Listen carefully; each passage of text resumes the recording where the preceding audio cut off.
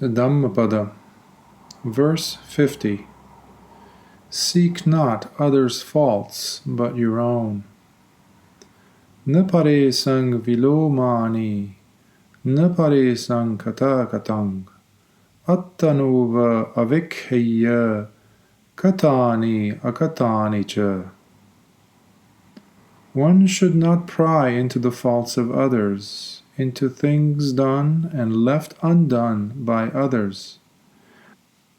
One should rather consider what by oneself is done and left undone. Pay no attention to curses. A rich lady from Savatthi was a supporter and disciple of a naked ascetic by the name of Patika. Because of her strong devotion to the naked ascetic, she treated Patika as she would her own son. She had many friends and neighbors. All her neighbors were lay disciples of the Buddha. They frequently visited the Jetavana monastery to pay their respects and to listen to the religious discourses given by the Enlightened One. When she heard her neighbors praising the virtues of the Buddha, she wanted to go to the monastery to pay her homage and also to listen to his religious discourses.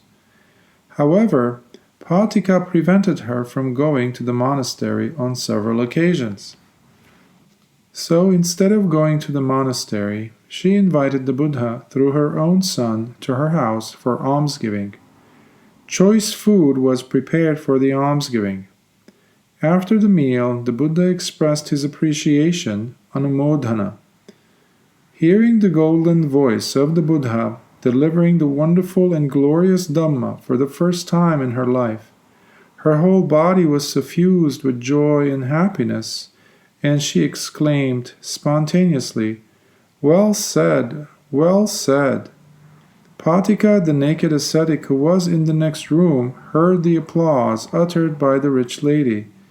"She is no longer my disciple," thought Patika.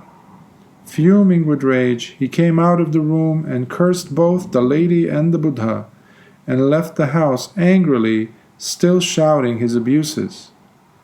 The lady was embarrassed and so ashamed that she could not concentrate on what the Buddha was saying. The Enlightened One advised her not to be concerned about those curses and threats, but to be mindful of her own good and bad deeds.